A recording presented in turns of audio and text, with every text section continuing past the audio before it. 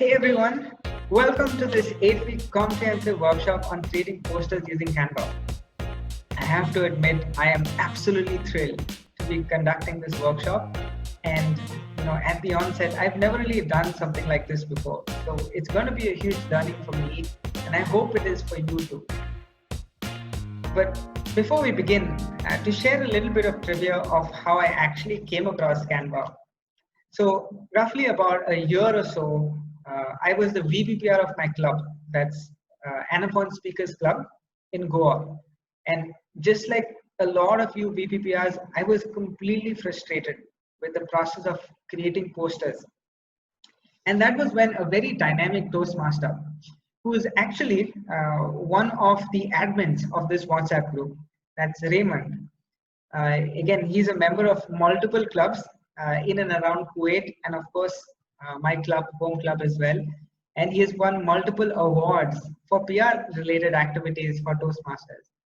And it was him that actually recommended Canva to me. He was like, hey, Nige, try Canva because you can create a poster, on your way to work when you're sitting in a bus, or maybe even when you're sitting on the loo in the morning. And I have to admit, with that pitch, I was sold. So I tried Canva. I fell in love with her instantly, and the two of us have been in love ever since. Now, through the last year or so, through the various PR related activities that I've done, me and Canva have created roughly about 300 to 350 odd babies or posters for Toastmasters, and hopefully through by the end of this 8-week workshop, I've convinced you enough to fall in love with her too. Anyway, now that was the introduction of my icebreaker. Let's get down to business. So very quickly, before I begin, I'd like to say that in my introductory video that all of you must have watched, I explained, or I went through the various basic elements of how to create posters using Canva. Now, there are a few more tools that you need to know of how to effectively create posters using Canva. And also, I mentioned about various exercises that Canva provides on how to, better understand the various tools within Canva. So during this video and the following video, what we will be doing is we'll be exploring those exercises. And hopefully it gives you a good grasp on how of all the tools that exist within Canva for poster creation. Now, before we get to the exercises, there were two things that I wanted to all of you all to know. The first was I saw this as a comment in the chat the last time during our introductory video, and someone had asked where do the changes in the poster, once you have created a poster, where does it get saved?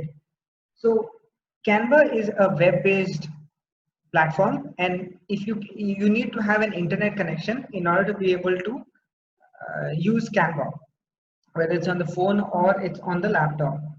Now, in case you have made a specific change to either a template or you've created a new poster, what happens is over here on the left, you can see unsaved changes, and then it very quickly moves to saving changes and all changes saved.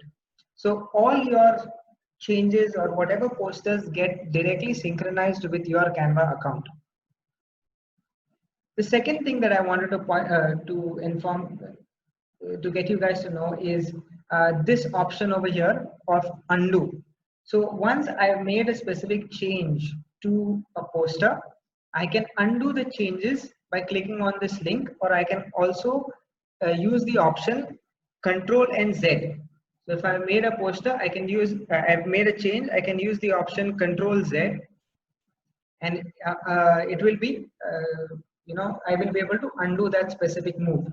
Similarly, if I want to redo, there is Control Shift or Z, or you can click this option over here at the top on the left. Okay, so let's get down to the exercises. So very quickly, I will go through this first lot of exercises. So whenever you have an element in a poster, you can drag and drop this element into the poster at the bottom. So over here, there was a map at the top. So if I wanted to drag and drop it to the second poster at the bottom, what I would do is I would select that specific element and I will scroll down and drag and drop it into the next poster. The second, whenever I want to copy and paste a specific element. Now this is something that I covered briefly in my introductory video. If I want to copy and paste, I can use Command C, and if I want to copy, and if I want to paste, Command V. For example, this element is there. If I do Control C and I come down and I paste it over here, Control V, the element automatically gets placed, and that too in the same location as it was in the previous poster. So this element did not get pasted somewhere here. It got pasted directly over here in the same location as that of the where it was in the previous poster. Now, in case you want to duplicate an element in the same poster, you can do Control C and Control V, but Canva also provides this option over here at the top that says duplicate. So if I click on this element and I click on duplicate, automatically a duplicate of that element will appear on your screen in that same poster. Okay, the third is in terms of how do you move an element in a poster. Now, oftentimes there is, when there is drastic movement from one place to another, it is easy to do it by using the mouse. But what happens when I have to move it by a very small amount? So a lot of times when you have an element and when you're moving it around, you can see these pink lines that keep coming out, that keep coming up. These lines help guide to align that specific element to a specific alignment. Now, oftentimes what happens is it becomes difficult to make very small changes to the elements that you are trying to move around. And in order to make really small changes to the alignment, that is moving either to the right or to the left, you can either use the arrow keys and move them to the right, where you move by 1 pixel or a very small distance, or you can hold shift and you can move the arrow keys, so it moves by a much larger distance. What I generally tend to do is I go to the zoom option and I go to fill, or I go much higher, say to 200, and when I go to 200, you have much more finer control over the movements of the elements. So these are two ways in which you can control the movement of the elements. Okay. Now the third very important, the very important tool that you need to know in Canva is about grouping and sizing. For example, you have an element and you have a text. Okay. If I want to scale these, or if I want to increase them at the same rate or with the same amplitude, if I do it individually, here only the text is scaling. Similarly, if I click on this element, only this element scales. But I want the element and the text to scale at the same rate. So what I do is I select this one element, and when I go to the second element, I hold my shift button, or I hold my shift key and I click on it. And all of a sudden you get this box, this dotted box. When you get this dotted box, it implies that the elements that you have selected will scale. When I drag, after I have selected these two elements, they scale at the same rate. Okay. Now the moment I click outside the box, all of a sudden that selection no longer stays. But maybe sometimes you might have, say for example, these three elements. I know that I want these three elements to always scale whenever I'm moving them up and down, or whenever I'm trying to increase them or reduce the size. So in that situation, you have this option here called group. Okay. So if I click on group, what happens? All these three elements act like one element, and so they automatically scale up and down. They scale with the same intensity. Similarly, if you once you have selected them, maybe you reach a point where you decide, no, I do not want to scale all the three elements together. You can definitely ungroup them. Okay, so that is with regard to grouping and scaling elements in your poster. The third, this feature is again a very interesting feature, a very interesting way of creating posters in Canva. Now, oftentimes when we are creating posters, what happens is you reach a point where you do a lot of changes to a specific poster. And then you realize that, you know what, the preceding or the poster that was done, the three changes prior, was a much better poster than what I have gotten to, or the current poster that I have. And in order to go back to that previous poster, what happens is that you have to keep aligning or keep shifting and changing the elements that you have already moved back to their original position. So as a good practice, what it is often good to do is, in case this is your final poster, take for example, this is your final poster. So what you do is you come up over here and you add a title to this poster and you say final.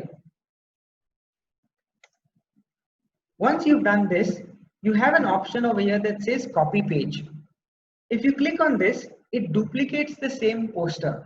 And you can see now I have two posters of the same text, the same elements, the same alignment, and so on. And once that is done, then you do the edits over here. And you can click over here, you can write, say, edit one. Now, at some point, you might reach a stage where you say, you know what, I actually prefer the previous one. And in a situation like this, you can directly go to the previous one rather than having to shift all the elements back to the original design that you had in mind. So this becomes very handy to create different variations of a single poster and then decide which variation you like the most. Okay, now let's move on to the second exercise. Another very interesting fact about creating posters often is when we are using text on backgrounds. If the text does not have a very high or very large contrast with the background, it is very difficult to be visible. Now you can see over here, you have a gray background and the text is black. And that is why it is not as visible as it does not stand out from the poster. So here the exercise says make it light, and all of a sudden if I go over here I get text color. If I change this text color to say white, all of a sudden the readability of the text is much more higher or is much more better. And so whenever you're creating your posters, keep this in mind. Every time when you have a background and you're having text on that background, try and create a contrast between the text and the background so that the text is much more visible or much better, has a much better readability. This is again something I have covered in the introductory video, but very quickly, in case you have these elements, if you go to elements over here on the left hand side, you have grids and you have frames. So whenever you select a frame that has like this sort of landscape in the background, it implies that you can drag and drop a specific element into the frame. So over here, there is an image of a woman. And if I drag and drop this image into this frame, it automatically takes the shape of this frame. If I want to then align or shift the image to the right or to the left, I have to double click it, and you see this extended view of that image that opens up, and I can shift it to the left or to the right, and it will automatically, when I click outside, it takes the shape but with the new alignment. Now oftentimes again what happens is we have an image in the background and we also have to put text on the image. In case I had to say, for example, take this text, I dragged it and I dropped it here, and I told you that what we can do is we can change the text. Here, there is no contrast between the text and the background image. So in the previous example, I told you we can increase the contrast by making sure that the text and the image are two contrasting colors. So even if I make it white over here, it is still not readable. So what do I do in a situation like this? So if you ever come across a situation like this, what you can do is you can go to the elements and you can choose a shape. Okay, you choose a shape. Say for example, over here you have a square shape, and if I put this square shape over here, let us align it a little bit and let us bring it to the bottom. When I put this text on this shape, now all of a sudden this text is visible along with this background image. So if you ever come across a situation where you have a background image and you want to put text on that image, make sure you have a background shape that is there that creates the contrast for the text so that the readability is much easier to read. This is basically a small exercise where I told you about the shaping, very similar to the one that is there previously, how you can double click on a specific image and move it up and down in order to fit it into your frame. Now, in this exercise, another thing that I've noticed in posters is that often there are multiple fonts that are used in a poster. And when there are multiple fonts that are used in a poster, it is not as pretty, or your message gets lost.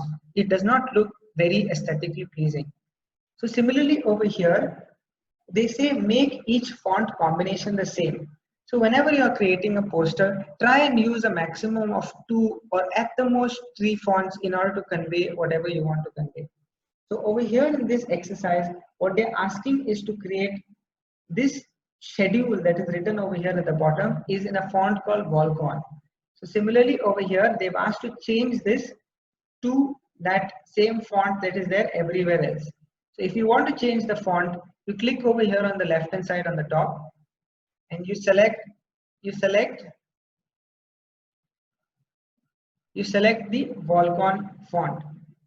Okay, and secondly, another option that Canva provides is if you have all of it in caps or in capital letters, if you want to shift or if you want to change it to small letters, you have this option over here on the top, uppercase and lowercase, where if you click on it, all of a sudden you get the lowercase letters of that specific text. So you don't have to delete it and actually type it out with the first letter as caps and the other preceding letters as small caps.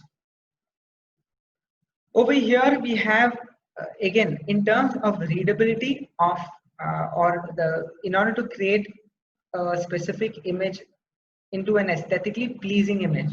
So over here what they said is you change the color palette to purple and white. So over here I go and I change this text to white along with this small element where I get the option to change it to white. Now, why is something like this important? This is in terms of colors and in terms of what are the types of colors that actually go into creating a font. There's a huge science behind it called color theory.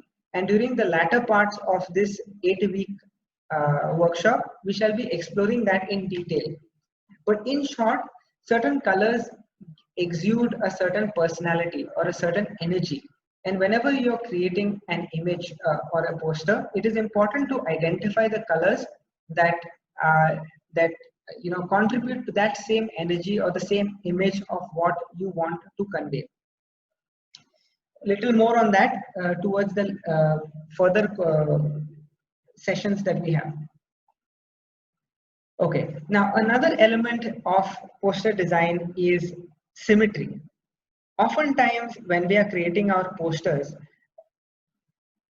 there is no symmetry in the way in which the elements are placed. When I say symmetry, I imply that all of it is say aligned to the right or aligned to the left, or whether it is text, whether it is small elements, graphics and stuff. Now, whenever you have a poster that has a good level of symmetry in it, it often looks a lot more prettier than one that isn't, that doesn't have symmetry. So if you see over here, compare this versus this, the poster on the right to the poster on the left. This one looks a lot more refined than this one. And so over here, this exercise says to put this element over here, to raise this up to the same position where it exists, and to put this workshop element over here. And all of a sudden now it feels a lot more professional than what it was before. So whenever you're creating your posters, try to attain a certain sense of symmetry. Okay, now again in Canva, Canva provides the opportunity to, whenever you have an image, to even edit the image with filters. So just like how you have on Instagram, you have filters over here on the right, on the left hand side on top, and you can choose any one of these filters that you want for images that you have. In this exercise, they've asked us to choose the solar filter and to reduce the intensity to 10. So again, you have the opportunity to use filters for your photos. Now, in terms of aligning and placing of logos, Toastmasters International has a recommendation that there needs to be a certain amount of distance between the edges of a poster when you are dragging and when you are positioning the logo. And that is true for, in terms of brand compliance for any other logo as well. I'm sure all brands, whether it's Coca-Cola, whether it's Nike, they do have, some sort of guidelines that help them define where the logo needs to be and how far it needs to be from the edges of a product and stuff.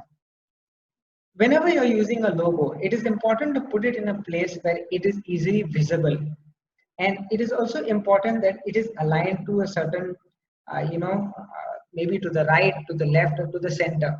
So over here in this exercise, they've asked us to put it very simply to the top right corner. And try this whenever you are creating. I've seen a lot of posters where people have put the logos, but they have put it in such a way where it is actually touching the edge of the poster. So make sure that that does not happen and it is equidistant from the borders of your poster. Now, moving on to the next exercise. How do you choose the right font? So there are basically three types of fonts that actually exist. One of it is a sans. The second is one of it is a serif. The second is a sans serif, and the third is a display font. Now, a serif font is a font that has any sort of feet. So these are called serifs. Okay, so if you have any text that has this sort of feet, it's called a serif font. The moment those feet are not there, that is called a sans serif. Sans basically implies without those feet. And the third type of fonts are basically display fonts. So display fonts are a lot more playful in the way in which they appear. So they have when you have the writing text, we'll be exploring some of them a little bit later. But you have the writing text, or you have, say for example, a Coca-Cola logo, that would come under a display font. Okay, now whenever it is always advised, so oftentimes with our brand guidelines in terms of Toastmaster meeting posters, we have about 5 or 6 of these fonts that we can use, that is prescribed in the brand manual. But if you're using Canva, I have mentioned this, you have just 2 fonts that are available in its library. One is the Montserrat and the second is the Arial. Now Montserrat is again is a sans serif font because it does not have the feet. If you are creating a poster in say PowerPoint or in Adobe Illustrator. A brand compliant font that has a serif is the ITC Lubelin font.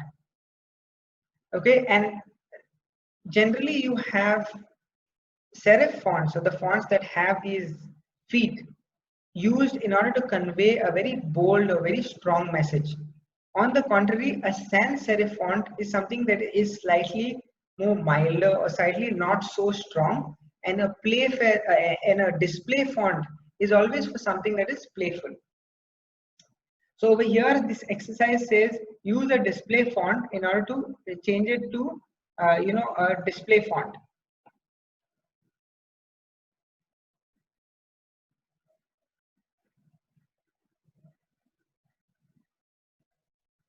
And you can see over here that it is a sans serif font, that it does not have its feet. And like I said, it is kayaking is an activity that is very playful. And so currently what they've asked you to do is change it to Lemon Tuesday. So Lemon Tuesday is a font over here. And when I click on Lemon Tuesday, this is a display font. And all of a sudden this image then automatically feels like it's matching with the message that it's trying to convey. So remember something, when you have a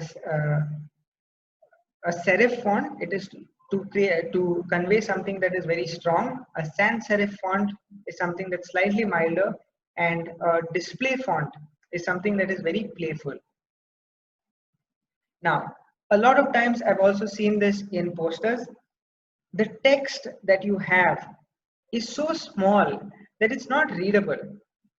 Understand that whenever you're creating a poster, once you've understood the medium on which it's going to be expressed, it is also important to check whether that text or the font or the size of the font is right, so that it is readable through a normal glance, where people don't have to actually zoom in into your poster. So similarly over here, it is a little bit difficult to read this specific font section. So if I wanted to change it, I could change it over here. They've asked us to change it to Arvo.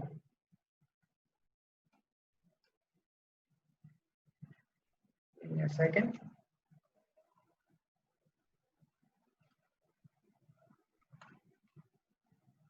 Yes, and when I change it to Arvo, all of a sudden this font becomes much more readable.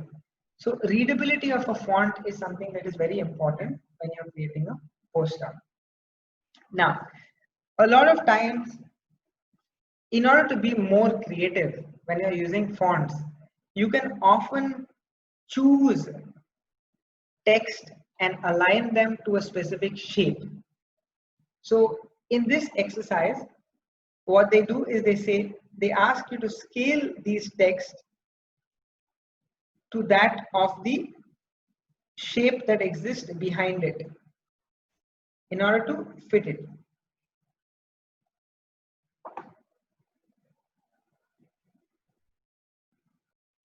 And so over here, what I'm going to do is I am going to scale it to this shape.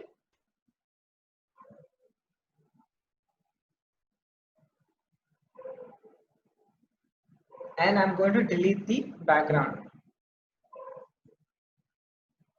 So if you ever want to create a series of, if you ever want to create a series of text to fit into a specific shape, what you can do is you can take an element, you can place it in your background, you can scale the text to that specific shape, and all of a sudden this looks like a box now, but it's actually text. Okay, now moving on to the next exercise, font pairing. So like I said, whenever you have text, you have the option of choosing whether it is a bold text, whether it's italics, or whether it's whether it's underlined, apart from using color to make it distinguish from its background or from other text. So whenever you use a bold font, okay, you must have seen a lot of people using it even in WhatsApp.